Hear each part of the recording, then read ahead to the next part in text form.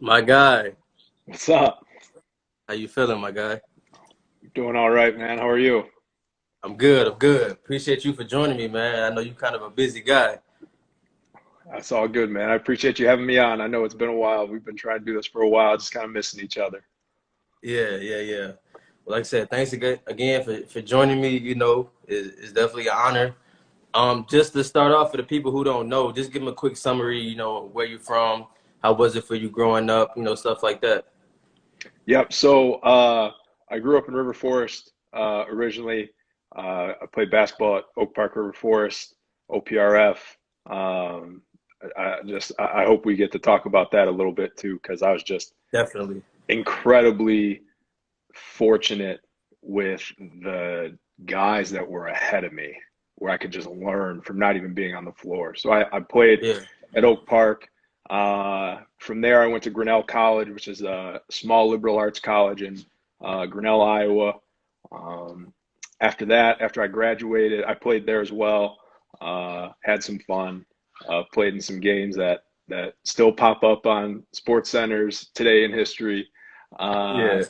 After I graduated from Grinnell, um, I went to New York City. I worked for an education nonprofit, and I was teaching as a teaching assistant at a high school, low income community high school in the Bronx. It was an interesting setup.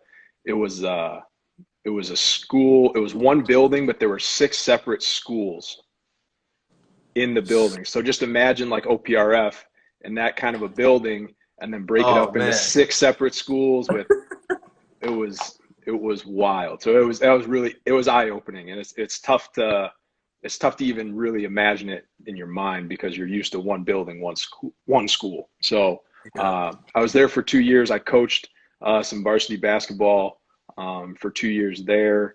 Uh, After that, I kind of gave up on New York a little bit, moved back home. I worked at Taft High School on the Northwest Side for 2 years. My first year, I was the head freshman coach, Mhm. and we ran a variation of the Grinnell system there. And I was an assistant on the varsity staff. And then my second year, I was the varsity head coach. Yeah. The previous varsity coach had to step down, and I was asked to kind of grab the top spot. I was very fortunate to be in that position. And then after that first year, we were getting ready to kind of build something and take Taft. And I thought we were getting ready to build their program. And the assistant coaching position was open at Grinnell. And I was told that if you could coach where you played, it was different. It's just different, and it's just Yeah. special, and it doesn't happen for everyone. I think Phil Gary is the absolute right person to be the head coach at OPRF and take that program to the next level. Um, and Definitely. so for me to be able to go back to Grinnell and be on staff at Grinnell was just it was just something I couldn't pass up. And Yeah. it's tough to get a college coaching job, especially when you have zero college experience on your resume.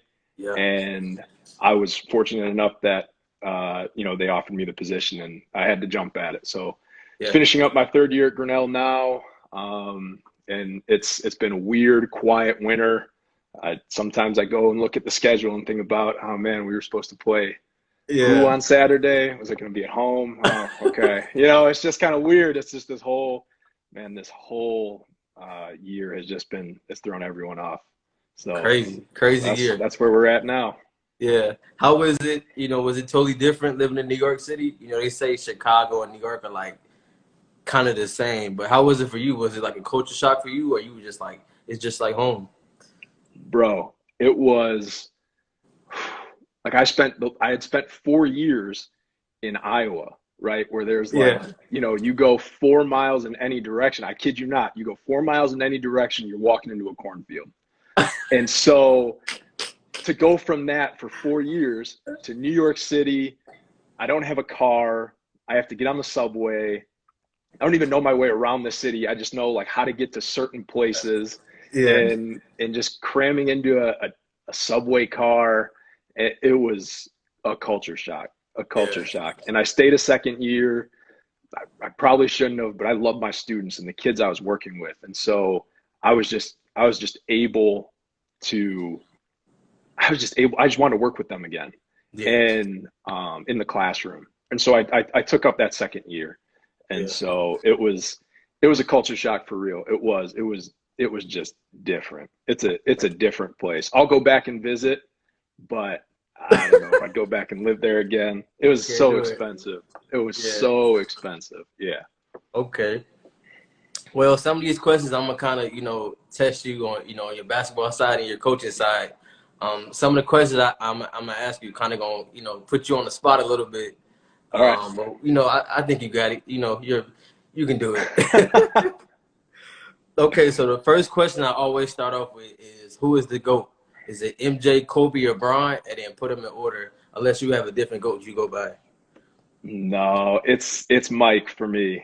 Like Yeah, like growing up near Chicago, like really right an influential point in my life where you're trying to find sports and people who you could really follow and get an yeah, interest in a game. It was tough not to love Mike. yeah. It was tough not to love Mike. I feel like if you're from Chicago, you have to say Mike, or you're like going against Cole. It really is like and now I understand, right? Like the Bulls have kind of been like mediocre or below average, ever since. And they had a little bit of a spike with D Rose. I Yeah, thought when you had John Lucas the third on and he said D Rose the best point guard and he'd be one of the GOATs without that injury, hands down agree. Like yeah, he was getting ready to do something special. yeah, Um, and so yeah, for me it's Mike. And it's tough because I think it's all 1A, 1B, 1C, but I think after Mike it's Kobe. yeah, And and then it's Bron, and it's nothing against Bron at all because he's a phenomenal player. yeah, But I just think Kobe, right? Mike set the standard, and then Kobe set a different standard.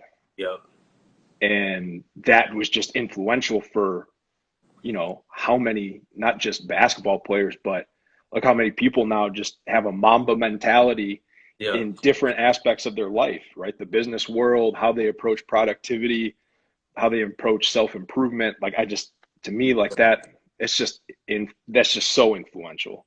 yeah. So yeah, it's tough, but I think it's Mike, then Kobe, and then Bron. Let me ask you this: do you think Bron can ever pass Kobe and Mike, or that's set in stone already?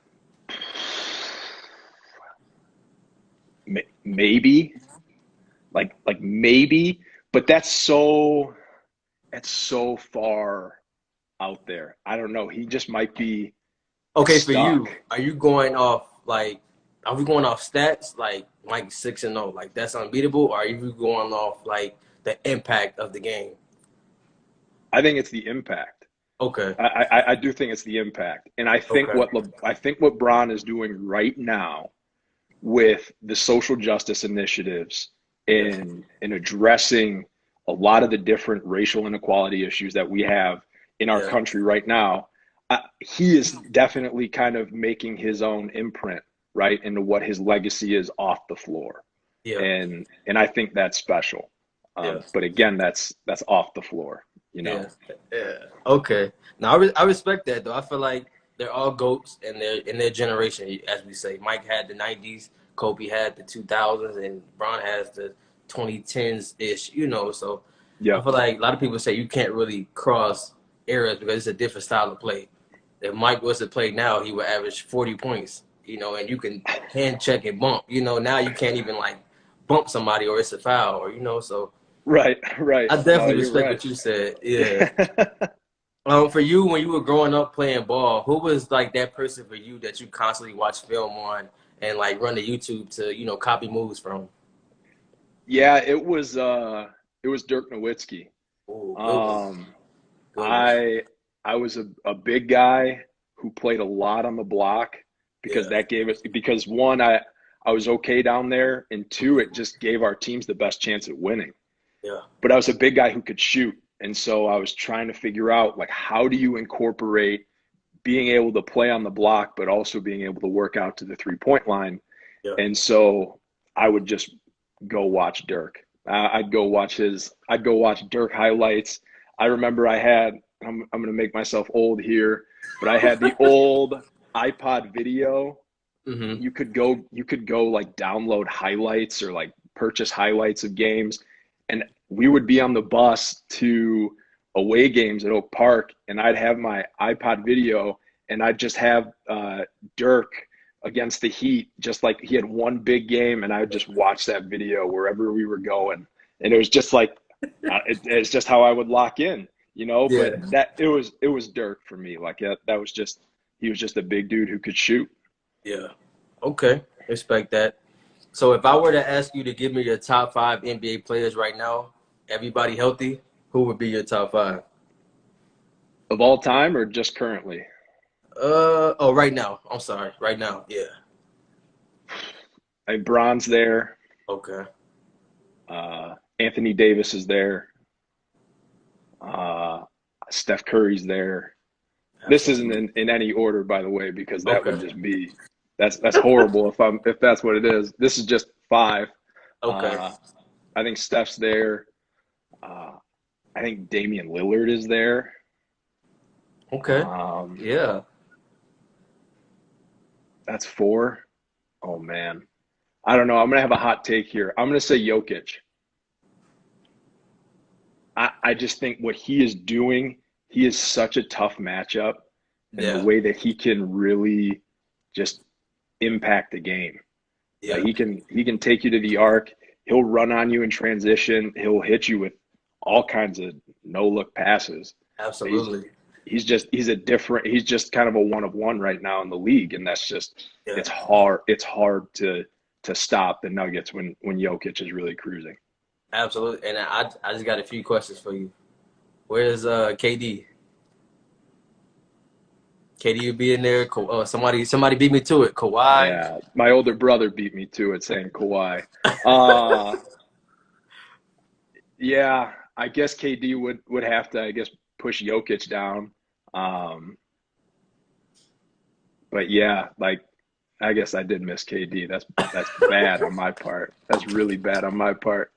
It's all good. It's all good. People forget people all the time. It's all good. Yeah, I'd say KD rounds out the top 5. Okay.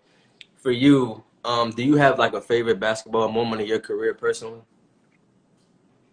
Yeah, in my first year at Grinnell, we set the NCAA record for most players on one team to hit a 3-point shot. We dressed 20, and 19 of our 20 knocked down a 3-point shot. It was so much fun. Like what was the score? Like I don't even know. We just had a ton of points. At that, we were putting up just buckets. And it was all about, my girlfriend's over here talking nonsense, but it was all about, it was like our coach, he was just like, if you're in your group and you hit a 3-point shot, you're done. You have to go get someone else open to knock down a 3-point shot. Yeah. And then that's how it operated until everyone in the shift knocked down a 3. And it was so much fun. Like I've never been so excited to really like screen and get guys open, but we just had like this common goal. Like we just were going to everyone was going to knock down a 3. Yeah. And my best friend actually is he's one of my best friends. He actually was the one guy who didn't knock down a 3. Oh, man. He hit one and they waved it off for an illegal screen. So, oh man. So that was a brutal moment. I still let him know about it today, but it was that for me, like, and I played in a game where Jack Taylor scored 138 points in a game. I was going to ask you that. You played on the team with him? That was my junior year. And that was the closest I've ever felt to being in the middle of a video game in real life. Like, he ended the game. He hit like 7 straight threes to end his, like, basically before he got taken off the floor. And he was just unstoppable that night. that was a wild night. And then he did media appearances like up until like 3 a.m. or something that night because he was just going on every single. He was on Sports Center. He was on radio shows. I mean, How everyone just long wanted were to you talk to guys him. living in that blurred moment? Because I know like every day you guys were like on Facebook, Instagram, Twitter. You know, how long were you living in that blur before you got like kind of snap back to reality? It it's a good question. So the next game that we had played was against William Penn, which is one of the best NAIA basketball programs in the country. Yeah. And they had a guy on there who actually ended up playing in the D League. I know at least one guy ended up playing in the D League, and I'm sure a lot of those guys ended up playing overseas. And they came into our gym and they beat us by 18. And so that was real quick, kind of, Turn around. snap back to reality. This we got to turn around and get back focused. But yeah, that was nuts. For you, who was like that toughest player that you've ever played against? It could be high school, college, but who was that matchup for you that kind of was like, all right, that kind of was an eye opener for me? Mm. There was a there was a guy who played at Ripon College, which is in Wisconsin, which is in our conference. Hmm. His name is Eris Wirtz, and he he was just incredible. Like he was really really good, and he was one of the best players in our league. I think he was only like 1 year ahead of me. Maybe he was 2 years ahead of me.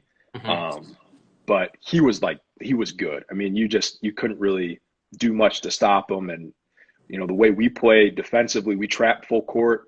Like we press full court the entire game. We trap the ball wherever it goes on the floor. And that guy just knew how to beat us. I mean, he was just so smart and so crafty. And so I played against a lot of talented guys, and Eris Wirtz is still one guy. I don't know, I kind of have nightmares sometimes about him just really, really beating us. Yeah. Yeah. Okay. For you, do you have a favorite teammate? I know that's kind of difficult playing with, all the stars at Oak Park and then going into college. Like, do you have a favorite teammate? Yeah, I do. It would be Antonio Foster. Ace. I mean, he was so much fun to play with. Yeah. He was someone who really earned his playing time. Like he earned his spot and he earned his minutes, and he was good. I mean, he was just a dog. He'd get out there, he'd get in your face, he'd defend. I mean, you knew he had your back, Yeah. and I loved going to battle with Ace. We played 1 year of AAU together, and that was you just I could always count on Ace that he was just going to bring it. Now, are He you was guys gonna in the same? Were you guys in the same class at that moment, or Yeah, okay? yeah. We were in the same class at Oak Park, and so I knew that Ace was just going to bring it, Yeah, and that to me is like if you know you have that guy next to you, you you good? have to bring it too, but you're also going into battle with someone Yeah, who's really gonna take you there. Yeah. that's a good one. I forgot. I forgot. It's crazy because Oak Park has so much talent coming from there that you kind of not forget. I don't want to say forget because I don't want to offend nobody, but it's kind of hard to remember everybody. It's just so many people. You just like, oh, he did play. Like me being a young guy, Coach Phil Gary told me about a lot of people. I had to go look them up, but I'm like, not only did I not know them, but just being young, it's like it's just crazy. Like I didn't know somebody from Oak Park got drafted into the league before Shump. I didn't know that. Really? Yeah, see, I didn't know that, so I looked it up, and it was like I thought Shump was the first one because you all you hear Right. about is Shump at Oak Park. So I was like, okay, well, Shump was the first one, and I was sadly mistaken. I was like, that just goes to show you the history at Oak Park is crazy. It is. It is wild how much talent there is, and I'm just excited that Phil is is there, Yeah, and I just think the sectional is so tough. It's like it is the toughest sectional in the state with all the teams that are in there, yeah, and I'm excited to see what Phil can do and really just take that program and Definitely. hopefully bring home a state championship, because that, Definitely. I know I'm putting a lot of pressure on him, but that's just like that would be great, because he Yeah. was someone who was ahead of me, and I should have paid more attention to what he was doing when he was a player, but I was just a freshman coming in, running around, not knowing my left from my right, and Yeah. just trying to figure out life. And I wish if I could go back, I'd go focus on the varsity games a little bit more instead Yeah. of chasing down hot dogs in the cafeteria or behind the student section, you know? Yeah. Now that the Oak Park teams that you played for, how was that experience? Did you play for Allen or Maloney? I played for Maloney. Yeah, Okay. so I was on Maloney's first varsity team. Okay. So I played for him as a sophomore, and he was the coach of the sophomore team. Hmm. And that was Shump's senior year. And then Coach Allen retired after, you know, that year that Shump graduated, and Okay. Maloney got promoted to be the varsity coach. Okay. I have all these different memories um, of Al just like telling me I should have been playing varsity as a sophomore, and just telling me I need to rebound, Yeah. and not bringing me up to be on the varsity practice squad when, you know, our season ends and the varsity stays in the Yeah. state playoff practices and all that, and Yeah. not bringing me up for that reason. And just at the time I, I was like, man, coach just Al just really doesn't like me, you know. But and that's just I was just a kid, right? And now looking back, I'm like, man, he was really just trying to send me a message of like, you are better than this, and so you've gotta be better and really focus. Yeah. um and but he was great. Like he helped me with a math class where I was just struggling, and Coach Al, his office was, you know, down the hall from where the basketball office was, on the third floor of OPRF. And so if I was in there for study hall, his door was open. I was taking my math homework over to him, and he helped me out. I mean, he was a tremendous help, and he's still someone who I love. And he's been so good to my younger brother, to Gabe. And he's someone I wish I had the chance to play for him. I wish I wasn't just a little chubby kid who, you know, couldn't rebound well enough to play, you know, with Yeah. some great teams. But that was, yeah, those teams.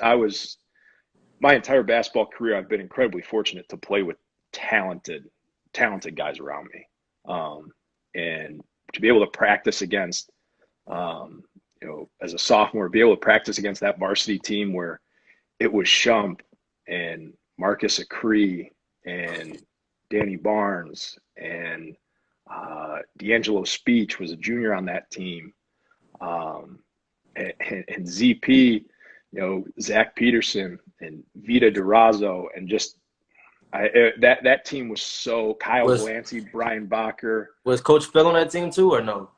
No, this was the year after he had graduated. Okay. Yeah, Okay. and that team was. I remember sitting up in the top of the field house watching those varsity games when he was there. But then you get to the sophomore level, and right, as a freshman, I feel like you were just a little bit removed Yeah. from the varsity. But as a sophomore, you go in there and you practice against them, you scrimmage against them, you get your butt kicked against them. You pay a little bit more attention. You try to get to know those guys a little bit Yeah. more, right? So you think, right, as a kid, you think they'll take it easy on you, and they don't. They don't really care who you are at that point. But I had a chance to play in summer league, um, and some shootouts with that varsity team. And I remember we were at Stag for that shootout, and I'd gotten in the game. I don't know why I was in the game. We must have been up by like 30 points or something. And I'm just kind of like casually jogging through the lane. And the next thing I know, I get hit in the face with the ball, and it starts to go out of bounds. Kyle Glancy saves it. I catch it at the 3-point line, and I knock it down. And I'm trying to find, like, where did that ball come from? And it was Shump. He had hit me in the face with a pass. And I didn't even know that could have been. I had never played with someone who could make a pass that he made, like anticipating.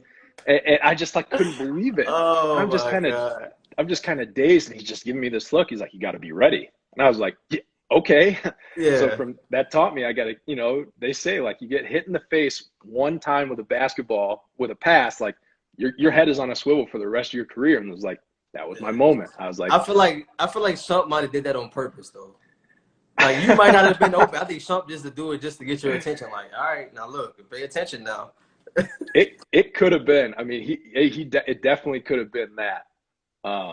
He might have been mad that Kyle Glancy got the assist because he saved it out of bounds, and then from going out of bounds, and I hit the shot, and so I took an assist away from Shump in a summer league game. But just being able to like practice against them, and Shump would run the bleachers in the field house. Al wouldn't let him. Most times, Al wouldn't let Shump scrimmage against us, or if he did, it was like for the first 5 possessions, and then Al told him to go run the bleachers. And Shump would run the bleachers, and he would just like, he'd be screaming down from the bleachers. He'd be calling things out.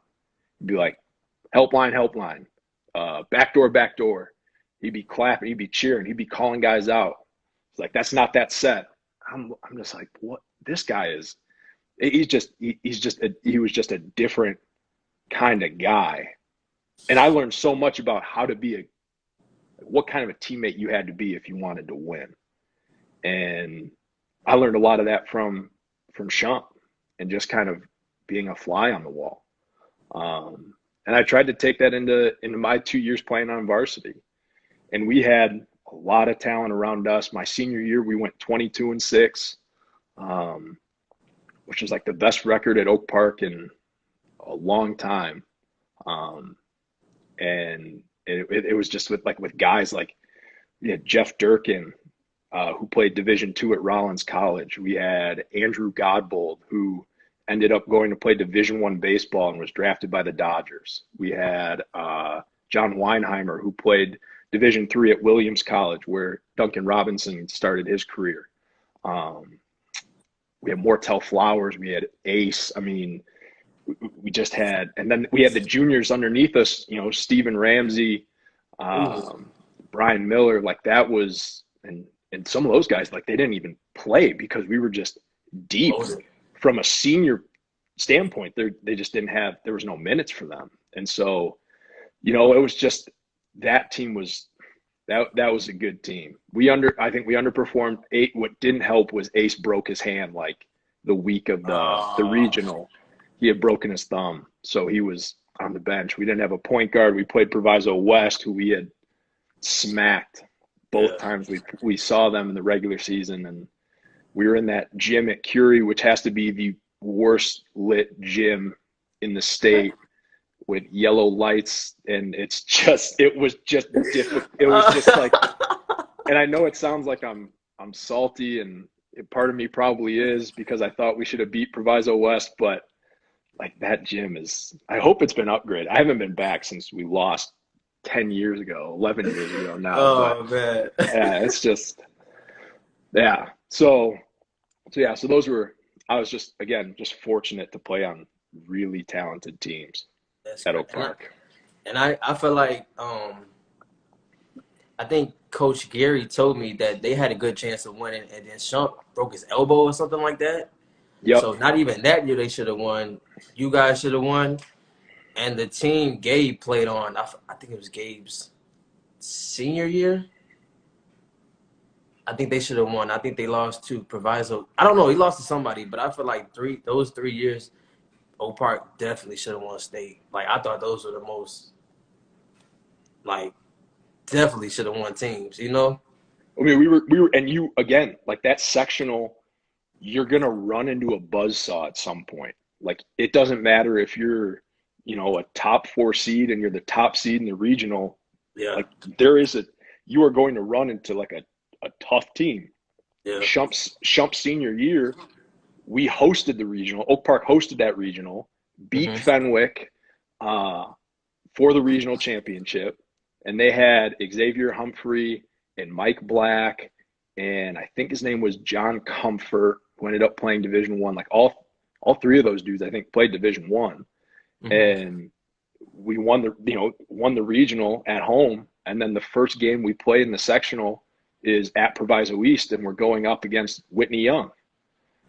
And that was just a tough Whitney Young team. And then it was like you get through Whitney Young, then you've got to turn around, you've got to play Proviso East. It's just there was nothing you could do. And Oh man, I just think that's why I think it's the toughest sectional in the state. The definitely. sectional I was in when I was coaching at Taft, that was a tough sectional. Hmm. But Notre Dame and Evanston, who Coach Ellis has just put together an absolute squad and a heck of a program up there, and Niles North. I mean, those schools, Glenbrook South, like those teams are. You're running into a tough opponent every single game in the state playoffs. Yeah. But I still think the sectional that Oak Park is in is just above and beyond. Like it's just another step. The conference is crazy too. Like I tell people, I live in Oswego now, and I Mhm. tell people like the conference Oak Park played in, like Glenbard West, York, Hinsdale Central, Lyons Township, like Lyons Township and like what I say, Hinsdale Central were like winning teams, man. Like every year they had a winning team, and it was like those were like the top dogs against Oak Park, and I was like, that's definitely a tough conference. And if you win the conference, you might play Proviso East for. I'm just like, It's that other incredible. side was crazy You cannot take a night off in that conference. at Like all. it's that's such a great point. Like it was just a tough conference. Like you went through battle once you got through the regular season, and then you had to take that deep breath and just try to go as deep as you could for the state. Yeah. Crazy, crazy. Um, for you, who was the person for you that actually put the ball in your hands? Was it like a part of your family? You just got, used to it, or did somebody was like, hey, try this out and you fell in love with it? It was see, I think it was just kind of like it was in the house, right? Like Mhm.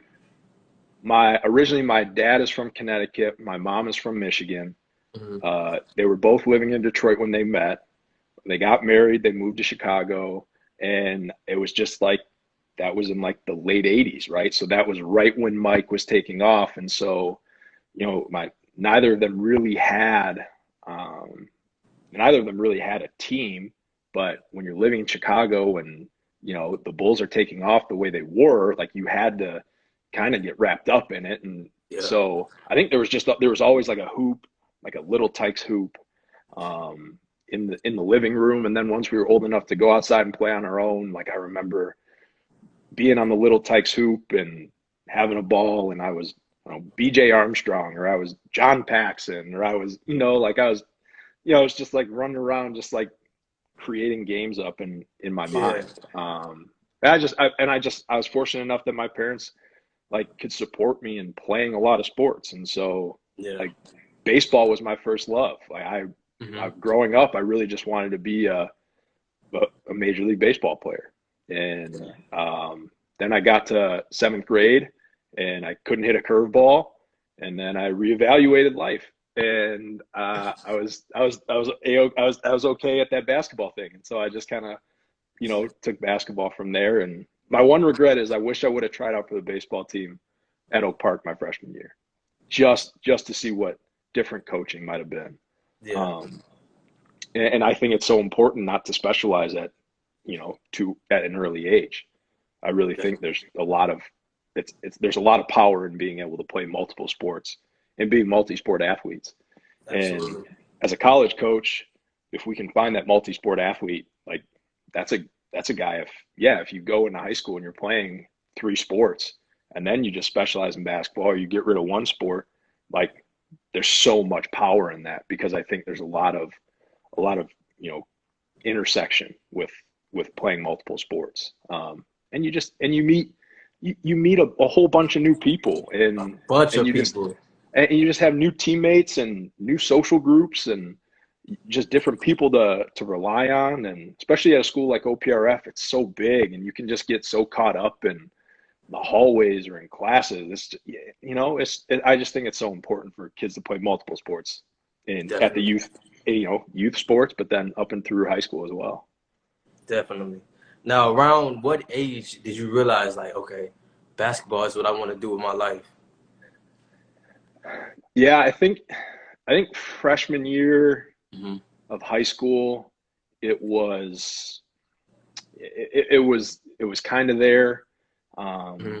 and then my sophomore year, um, it really was. It was playing in those summer leagues with that varsity team, um, and what really kind of helped me gain a lot of confidence to focus on being a college basketball player was um, I had gone to a camp at Columbia University in New York. It was their elite camp. Um, so I was fortunate enough to be able to fly out there and stay there. And I just this coach, they just have kind of, it can be college coaches, it can be their coaches, their players. It's just an AAU coach from that area who, I was trying to stand out and shoot and show that I was big, but I could shoot. And he just kind of pulled me aside and he said, you know what, like everyone here can shoot, but what you can do inside is just it's different. Like you're going to stand out if you just focus on that. It's like, oh, okay, like that guy didn't have to tell me anything. His check Yeah, wasn't he wasn't going to get a bonus because he coached me up right. I mean, he just yeah. gave me advice that. So I took that, finished the camp out, and came back because that was in June. And came back and 2 nights later played in a summer league game with the varsity team, and we played St. Joe's, who was really good at the time. With DeAndre McCamey was their point guard. They had a forward named Curtis Gates who was really good. Um, Blanking on anyone else who played there at that time, but that was just Wayne Simon was. I think Ooh, Wayne Simon was at Joe's at that point because I know he had moved on to Fenwick. I can't remember, but they were good, and I think I put up like 20, 25 against them. Just mhm. I just had all this confidence, and from there, it really my game took off. Took off. Yeah. Sometimes that's all you need is just that, for somebody to believe in you or to tell you, look, you have the ability to do this, and that's kind of like giving you a push, especially coming from a coach or, somebody that's done it before or whatever the case may be. But that's definitely a confidence booster for some players. Absolutely. Let's see. My next question was. So my next question for you is not to get too personal or anything, but Mhm. what's something that you had to overcome in life or overcame and it kind of made you the person you are today? Yeah. So my sophomore year of college, Mm-hmm. we were our fall. The way the fall break works at Grinnell is sometimes it just kind of overlaps with the first day of practice for the NCAA, and I was conditioning with the varsity team. Um, I think Gabe was a senior on that. I think Gabe was a senior on that team. And we're just working out in the field house, and I was trying to tell, I think it was either TK or Thomas Ross to go in front of me, and like Phil and Q were running like the conditioning at that point. Um, and we were just doing a simple like chest passing a basketball, hopping on one foot. And I was going to tell one of them to go in front of me and couldn't get the words out. And I just kind of felt weak, and I just took myself to the ground, and um, I had a seizure, and I'd never had a seizure in my life before. And so they took me to the emergency room, and they must have. I don't really remember a whole lot, but they did a CT scan, and the doctor came back. Maloney was there with me even after my parents showed up. He stayed. He stuck around, and um, doctor said, "Yeah, like I was just going to send you home and tell you you're dehydrated, but CT scan kind of showed something in your brain, and so you've got to go get, you need to go see a specialist." And so a week later, I had brain surgery, um, and this is like 2 days before uh, practice was supposed to start at Grinnell, and that was like the most talented team I think I played on in my 4 years there. Um, and I think we were really gonna. I felt that was the year we were gonna win the conference for sure. Definitely. Um, and so I had brain surgery. I had to miss that. Had to miss that season. Couldn't do any kind of contact sports for 6 months, and I just kind of, to me, it just changed my whole perspective. Like I don't want to say I was taking life for granted at that point, but it just kind of Yeah. made me realize just how like little things don't, not to sweat the little things, right? Or to really focus on being present, and Yeah. enjoying every day. And I was so fortunate to be a part of a basketball program that allowed me to be. They wanted me there, um, and I was just kind of a student assistant Hmm. for that year. And I felt like the first years who had just come in playing in the Grinnell system, the college game is already fast enough. We're trying to play faster. And so there's a lot can be lost in trying to just kind of coach those guys up as much as I could, you know, and just kind of keep their confidence up and Yeah. really just help them out. And so um, I think that's kind of where I kind of decided, like, yeah, maybe I would like to coach. Maybe that would be something I'd want to do. And then after that year, just trying to get through that year. Yeah. And so that was tough for me. That was something I definitely had to overcome. But you know, it's made me stronger. I think Yeah. it's given me a whole different perspective on life. That I think Absolutely. maybe it is more of it was difficult, but it's a blessing for sure. Definitely. But you're all good now, though. Like everything's all normal now. Yeah, the what they saw on the CT scan was not to get too graphic, but it was a mass that was between my brain and my skull. So again, lucky they didn't have to go and dig around. They could kind of just remove my skull, pluck it out, and put my skull back, right? So they could just do that. So yeah, so that was so that was good. Everything's Okay. good now. Okay. Good. Yeah, yeah, Good. appreciate it. Good. But yeah, it's all good. Okay. For you, like, how was your recruiting process? Did you have like a big recruiting process coming out of Oak Park? And what were some of the schools that were talking to you? And where did you want to go if you had any schools you wanted to go to? Yeah. So when I was kind of that summer between my sophomore and junior year, Hmm. um, I was playing for Illinois Old School. It was like the first year they had just started, Yeah. and I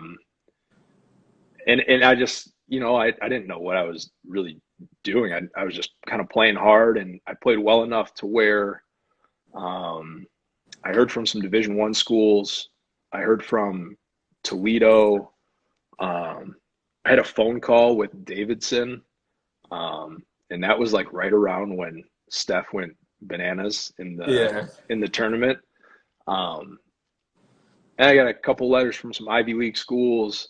I mean, now as I look back, right, it's like if you talk to a coach, that's when it really matters. But if you get a letter, right, it's like that there's some interest. They're Yeah. interested enough to pay for postage, right? So, um, so uh, then that next year, I had stopped growing. Like I was about 6'5", 6'5.5", and I had stopped growing, and Hmm. um, I wasn't overly athletic. I left too much athleticism in the womb behind me for Gabe to grab. Uh, so I just focused on kind of I didn't really get down that that those opportunities kind of went away. Yeah. I just had some really good academic schools um, recruiting me, and they weren't at the Division I level, but they were Division III, Yeah. and I didn't really know much about Division III basketball at the time, and Hmm. I'd really learned that, and I'd kind of come to peace with, yeah, it'd be nice to play at the Division I level, but if this is where my opportunity is, I'm going to take it, Yeah. and I'm going to go somewhere where I'm wanted rather than try to go be a walk on and beat someone else out somewhere else. Yep. And my older brother, he wasn't an athlete in high school. He was a spoken word all star. He got a Yeah. full tuition scholarship to the University of Wisconsin for spoken word poetry, which is awesome. He's he's a rapper, and he is an amazing writer. Um, like, you have to listen to his stuff 3 4 times. You won't even catch all the different bars that he has. Okay. Um, Okay. yeah, Def C, DEF, CEE. There you go. Okay. I put a plug in. I don't know if he's still watching or not, but I put a plug in for him. And so, Oh yeah, he's still in here. oh, perfect, perfect. That'll be good. So so my parents um, didn't really go through the recruiting process with him, and so it was really just I was kind of like the guinea pig for the family, and it was really just about they knew enough people that to just ask around, and it was just find the right fit. And so um, it came down to my final three were University of Chicago, Williams College in Massachusetts, Okay. and Grinnell. And Union College, I guess, was the fourth school there too, which is in upstate New York. Um, I went and visited all those different places, um, and it was just, I felt at home at Grinnell, and it was tough. It came down to a point where it was just between Grinnell and Williams was one of the best Division III programs in the country. Academically, it was the number one school in the country, and I just there was something about Grinnell that it was different. Hmm. Um, the way Coach A kind of approached me in the recruiting process was different. Um, and I was a big guy who played mostly inside in high school, and he wanted me to come to Grinnell and shoot a bunch of threes. Like, Yeah. who am I to say no? As a big guy who's played inside all his life, Yeah. yeah, I'll come play and chuck threes and develop an allergic reaction to any time I cross the 3 point line in my college career. My eyes start to water, and I start to get all Oh throat man. gets scratchy, right? So it came down to just Grinnell and Williams, and it, yeah, and I ended up at Grinnell just because of the community feeling there. I felt like I was already part of the team on my recruiting visit, and that was special to me. Like, that was something that I thought was really special. And those are guys who I ended up playing with for 1 2 3 years, and I'm just again just super fortunate to have been surrounded by really good guys on the floor and Yeah. off the floor. Is that what led to you becoming a coach there? Was you wanted to give that back to the next upcoming recruiting class? Yeah, yeah, and it was a little bit of that. Hmm. And I had so much fun playing there. My second year in New York, I was kind of when I graduated college, I was kind Hmm. of naive, and I thought that I could take my shiny degree that cost me 200 grand or so, and I could go save the world as a teacher. And I think teachers have like one of the most difficult jobs in the country, like that there is. It's very Definitely. difficult to teach. It, I think right now there's like teachers are being underappreciated and now kind of being demonized for not wanting to go back into schools, but we'll leave that there. Definitely. And Yeah. um, I just kind of just felt like, I just, it wasn't for me. Yeah. Teaching wasn't for me. And so I tried to get into college coaching. My, you know, when I knew I was leaving New York, I tried to get into college coaching, and um, I applied to like over 120 different programs, and I had like 2 interviews maybe. Um, there wasn't anything at Grinnell at that time, and so it was just like, okay, I wanted to go back to Grinnell at that point. It just wasn't open. Yeah. There wasn't space for me, and so I knew I wanted to get into college coaching, and I'd done everything I could, and so that's when I moved back to Chicago, and I'd always kind of had an eye on different college coaching jobs, and just trying to break in at the college level. And so that the getting back to Grinnell, one, you know, Dave Arsenault Jr., who is our head coach, who was an assistant when I was there, like he just took a chance on me in Yeah. this, and I'm just so grateful that he did. And so Again, like one of Gabe's college coaches said, if you can coach where you played, it's special, and it's something that you can't really replicate anywhere else. And so I just had to jump at it, Definitely. and I'm happy I did. It's been a blast, and I get to work with some really good. It's a really good school. I get to work with some really good young people at a really good school, and I get to Definitely. recruit um, with some genuine feelings behind my love for a school that I feel like gave me so much. Yeah. So it's just been great, and that's why I'm really appreciative and fortunate to be able to be back at Grinnell coaching. Definitely. Congrats on that, man. That's big, Appreciate it. especially going back to where you're from, or not where Yeah, you're from, but to where you played at is definitely an honor. So congrats on that. appreciate it. Yeah. All right, so this question is my favorite question to ask any Chicago player, Oak Park player. So for this list, I want you to give me two teams of five. I want you to give me an all-time Oak Park five and an all-time Chicago five. If you had to create a team, I don't know, just to play for money across the world, which five all-time would you take from Oak Park and Chicago? So we're gonna start with the Oak Park five first. Who would be your top five from Oak Park to take with you to play for money? um. For playing for money, I would definitely. I'd have Ace. I'd have Ace on there. Got Um, to, got to. I'd bring my baby bro along. My favorite player ever from Oak Park. That's a good favorite player to have. And that's not biased at all. That's Oh just a no. good favorite player to have. If anybody on this live seen Gabe play, it's like you have to pick him, bro. You have He to. and he caught that one body against LT in the field house, and it was on TV. I was like, wow, Our I'm wow. trying to think. 'Cause I think Gabe was a senior like my freshman or sophomore year. Okay. And I remember I told my dad, I think my dad's on here. I told this joke. Freshmen is usually we're like in the different gym, the gym across the hall.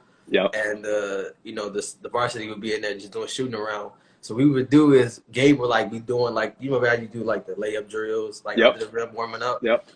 And I remember we would just always mess with Gabe. Gabe was like so quiet. So we would like run up behind Gabe and just like throw the ball off the rim and like grab the net and just like like we dunked on him.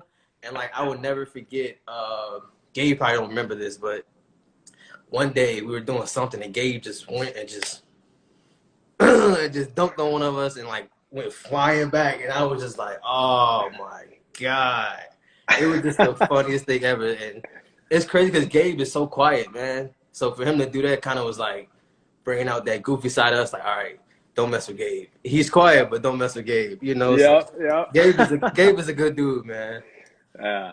Yeah. He is. He is. He is for sure. I'm proud of him. I'm a proud big Definitely, brother. definitely, I'll go tell anybody who. Yeah. I'm a proud big brother. definitely. So what's my squad so far is Ace and Gabe. Um, Somebody said he's a 6'9" gazelle. yes, 6'9" Oh Gazelle. man, So I'll have Gabe and Ace. I suppose I'll bring Shump.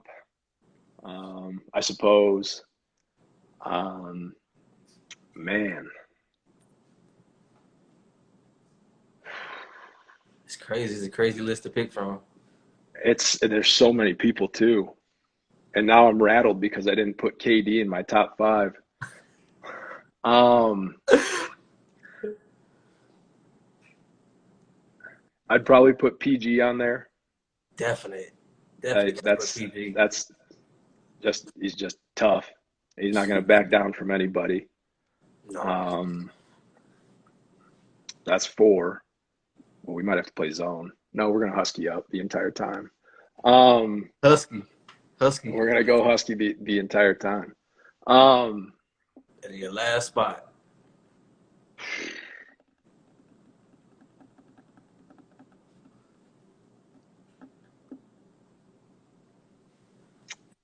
I would probably.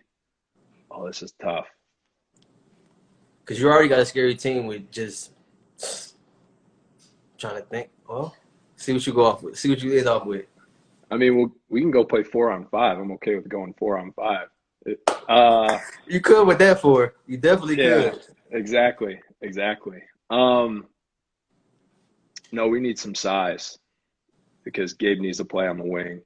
I would probably put Jeff Durkin on there, who was my class at Oak Park, who played Division II at Rollins College. Like, he's just someone who he was just versatile. He was athletic. He could block shots. I mean, Yeah. that's just someone that we're gonna go get after it with those five.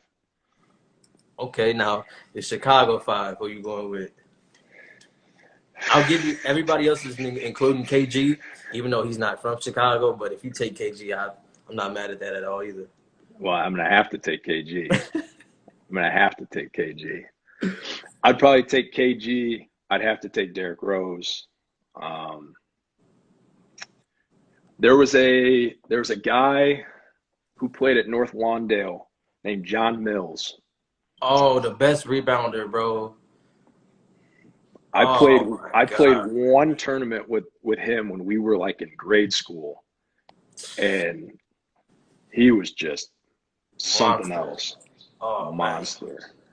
Monster. So yeah, I would take KG, Derrick Rose, John Mills. I can't go old. I want to stay with people I've seen. I would probably go with Ayo Dosunmu, who plays at Illinois now. I mean, just to watch that, who went to Morgan Park, like I just watching him move Yeah. is he's just different. I mean, he just moves differently, just so Scary. smooth. He's really good. Kind of scared me, bro, with the last one. Is Isaiah Thomas? Is that Uh-uh. who? I'm gonna let you finish your last one. Oh gosh, this is KD 2.0.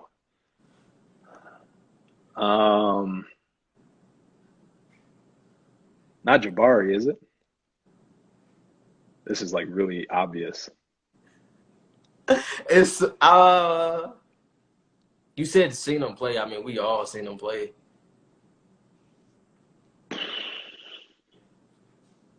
I am gonna have to go. Oh, thank you, Adam. Yeah, AD. That one too, but I wasn't thinking AD. Oh, who are you thinking? Dwayne Wade. Oh, Ayo might be sitting on the bench. Actually, the bus might leave without Ayo now.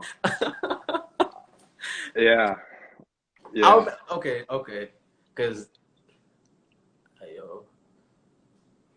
I'm not mad at that five though. I'm definitely AD can come off the bench. You have to keep Jay Mills in there. You have to. Have to. Have to. KG is a definite. D Rose definite. You say D Rose? Yep. Right? Yeah.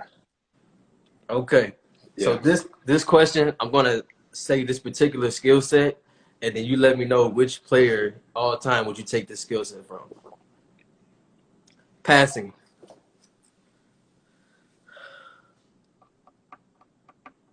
Jokic. Shooting. Steph. Defense. Pat Bev. Rebounding. Ben Wallace. Ooh, good one. Clutch.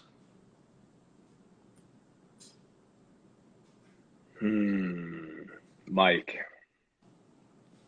And then the last one, or last two, I'm sorry, IQ.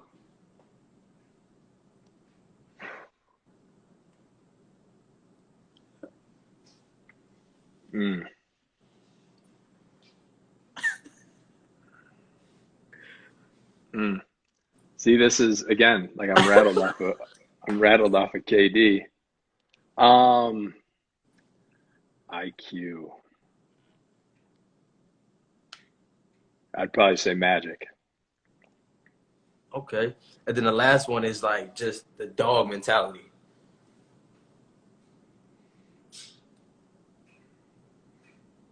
I'd take that from Pat Bev again. Not mad at that. So somebody said Dennis Rodman was a good choice. That would be a good rebounding choice. Magic would be a good one. I was thinking LeBron for IQ too, honestly. But that's a good choice. What you said too. LeBron. Let me see what else people said. Okay, not mad at that. So PG what is called me out for Kobe on the dog. Dang. PG is on Yeah, you? he is. I'm not going to hear this one down. Like almost every time PG see you now, he's gonna let you know about that. Oh, I believe it. Um, I'm sure I already got something. so when you played ball, what was your dominant position? Were you a center, power forward, small forward? I was a center. Okay. Yeah, yeah. Because my question for you is, who is your top 5 centers of all time? Oh man. Um, I mean, you can start. Let's start with Wilt and Kareem. Yeah. Um, that's where we'll start. Is Wilt and Kareem. Um, I don't want to say George Mikan because he was 6'10" and everyone else was like 6'2". Um, wow. Wilt, Kareem, probably David Robinson. Show the Admiral some love. Centers. I don't know. Do you count? No. You Never got mind. Shaq. You got Oh, for sure. Where am I today? Yep, Shaq and Shaq is definitely Shaq up and there. and the Dream. Hakeem. You can't go wrong with Hakeem. Oh, that's another guy who I used to study too. See, I'm so used to just like people who shoot threes. That's where my mind has just like shifted now. Is I've Oh man, it's been a I've just long for day. It's been I've a just long for day. I've just forgotten about people who play inside. Yeah, I appreciate the help on that one. Yeah, Definitely, I Shaq and got you. Dream for sure. I Yeah. got you, my guy. I know it's been a long day. I got you. I got you. For you, if you could have 5 dinner guests, any athlete, actress, president, whatever you want to do, if you could have 5 dinner guests, dead or alive, what would be your five? Your 5 dinner guests. Mm, You could do family members, anybody. yeah, yeah. I'd love to have dinner with Barack Obama. Um, I think my last 4 people have said Barack Obama. that's that's just yeah, have to be. Um, I'd go Barack Obama. They're on you in the comments, bro. I know, I know. Um, Oh man, Mother Teresa, I think would be interesting to have her there. okay. Um, Greg Popovich, just because he's gonna have no filter. You gotta be ready for the Um, sarcasm, though. oh, have to be ready. Um, that's three.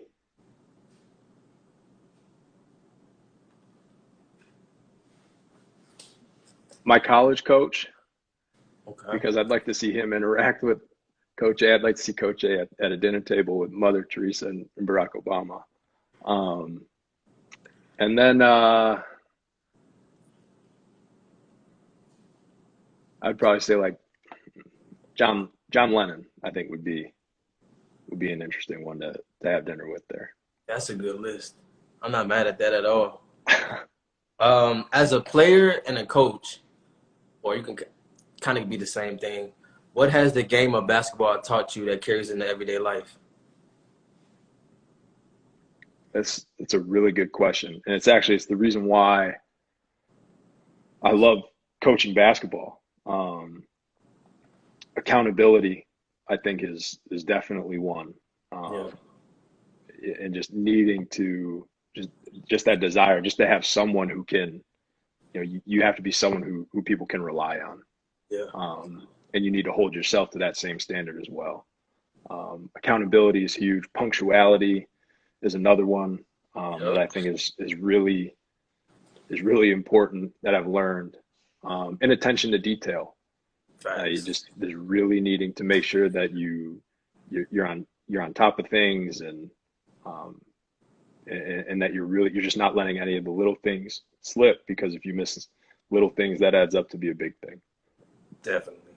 Now, as a coach, what would be so if a younger hooper, let's say from Oak Park, or the kids you coach now, if they was to say, Coach, I need some advice just on the game and how to better myself, what would be some advice that you would just give them that, just simple advice that worked for you? Um, it's not something that I ever heard. Mm-hmm. I actually heard, I think it was JJ Redick on his podcast say, um, like playing hard is an elite skill. And I think that's something that just kind of gets lost. I think there's so much in basketball that you can just try to emulate and perfect. You can Yeah. tighten up your handle. You can be a more accurate passer. You can be a great shooter. You can extend your range. You can work on all the finishing moves you want, but so much gets lost. You can't really do a lot of that if you're not playing hard. Definitely. And I think that's where I would start. Like if you focus on playing hard, everything else is just gonna follow. Yeah. Um, and that would just be kind of the place to start if they were struggling like that. To Yeah. me, would be the place to start. Okay. Give me your favorite basketball movie of all time. He got game. Oh, you said that quick. That was easy for you. Okay. Yeah, Okay. He got yeah. game is a good one. I'm kind of nervous about this one because some of these questions you were like kind of, you were like, oh, I forgot him. I forgot him. So these we were really going to be on you in the comments about, okay? All So right. these questions, I'm going to give you two people and you just let me know who you would take between either or. First one, Bron or KD? Bron. Steph Curry or Dame? Oh, um, Steph, Good pick. Harden or Luca? Luca, Uh, Kawhi or Giannis? ooh, uh, Kawhi. Okay. Brad Beal or Jimmy Butler? Oh man, these are good. Which Jimmy are we talking about?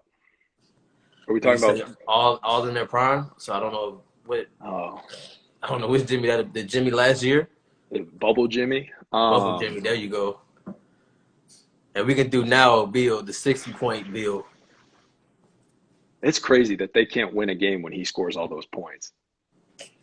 I'll have Uh, to go with Jimmy. Yeah, yeah. okay. Jokic or Embiid? Jokic. Okay. Dirk or Tim Duncan? Hmm. Dirk. Okay. Steve Nash or Jason Kidd? Steve Nash. Okay. Now PG threw me off with this one, so I'm hoping you kind of bounce back from this one. Melo or Paul Pierce?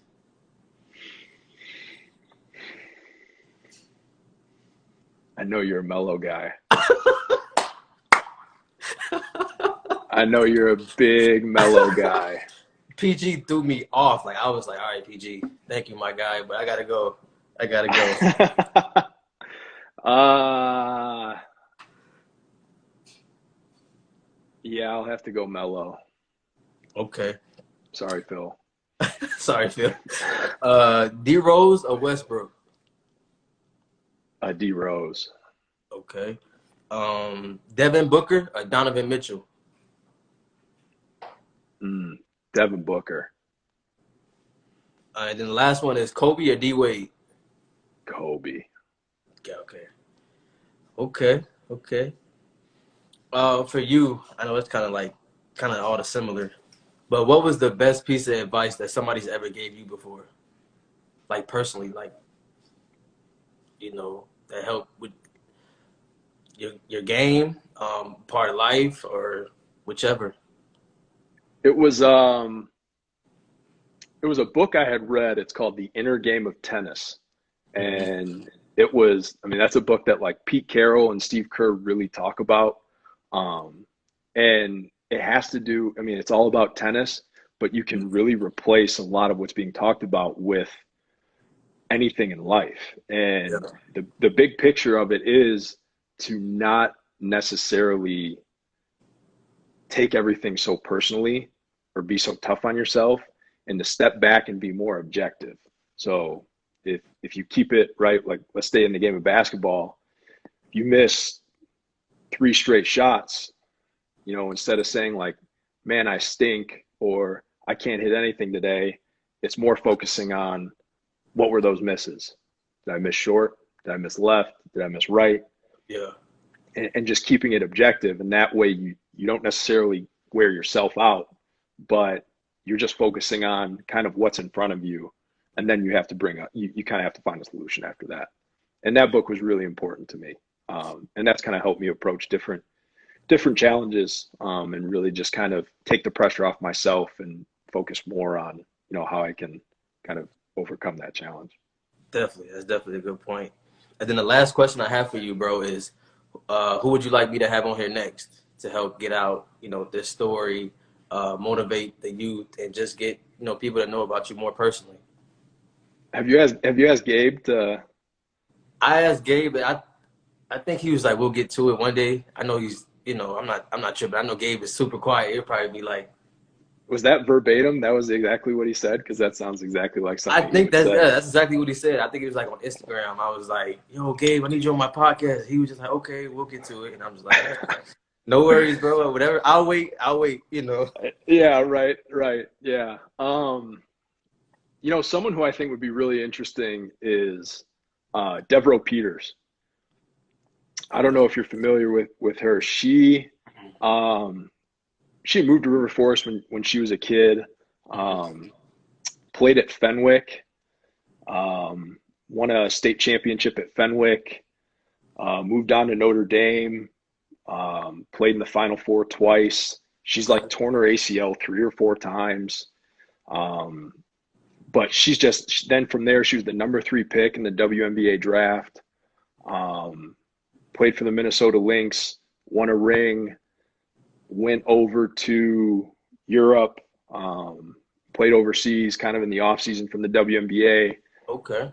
won championships there. I mean, and now she's she's really smart, and she has some really good insight. And I just think that would just be, you know, someone really interesting who has a lot to share, Okay. especially Okay. when it comes to perseverance and overcoming obstacles, and her view of the Definitely. world, and trying to, she's put some dudes to shame on social media who you know try to challenge her to play one on one or whatever. Her insight, like her, definitely her, you know, kind of perspective, um, Definitely. on a lot of different things, I think would be really cool for you to talk to her about, and kind of Okay. get to pick her brain a little bit. Okay. Are you like close with her at all or anything like that? We had growing up, we were like, because she's my older brother's age, so Okay. and she was at the house a lot, and Hmm. so growing up, I think we were closer, kind of, Okay. but we just started to, you know, separate once we got older and life Okay. got in the way. But yeah, yeah, I'll let you know, and Okay. um, I'll give you her at least her Instagram handle, and then you can try Okay. to reach out to her that way. Okay. Definitely. Yeah, definitely. What you just said was like crazy basketball history and knowledge and stuff like that. So if you definitely can help me get her out, love to have her on here. Yeah, Um, absolutely. She's someone who I don't think like she gets any kind of recognition, and she is so worthy of recognition. I think she might be like one of the most decorated athletes from Oak Park or River Forest, definitely. and you just don't hear about her. And she's Yeah. someone she was an incredible basketball player, and she's an even better person. And a lot of the work that she's doing now and trying to help people kind of highlight their own stories. And she has stories from playing overseas, like she's just someone who I think, you know, more people kind of need to talk about, and she definitely deserves more recognition, especially Definitely. around Oak Park. Definitely. Like I said, I'm excited to, you know, hopefully reach out to her and get her on here. I'd love to have her on here. My guy, appreciate you, man. You know, we definitely were trying to work on this for a minute, but we finally got it done. You know, much respect to you, my guy. You know, we talk off air. You know, I appreciate, you know, the conversations we have, you know, in private about, you know, everything going on. Mhm. So I thank you for joining me, my guy. Much success to you, health, you know, to you and Thank your you. family. And, you know, we'll stay in touch, my guy. You know, we'll definitely link up sometime and chat and hoop and, you know, whichever. Absolutely. No, same to you. I appreciate you having me on. What you're doing with the podcast and the people you're getting on your podcast, man, like you're getting ready to take this thing, and you're getting ready Appreciate to it. take off. So just keep up the hard work. Maybe bring on some guests who don't forget KD or Shaq or Hakeem Olajuwon, you know, someone who knows what they're talking about. Um, but you definitely you started something big here. So it's really great to see. Appreciate it, I'm man. I'm really appreciative of the opportunity to be on here, and I look forward to tuning in more and you know, kind of seeing Definitely. the guests, the recognition of the guests really take off here. Definitely. Like I said, appreciate you again, my guy. You know, much success and health to you and your family. You know, we'll Thank you. talk. You know, I'll inbox you after this. We'll talk. That sounds good. All right. Appreciate it. Take Thank you, care. my Stay guy. safe. Yep.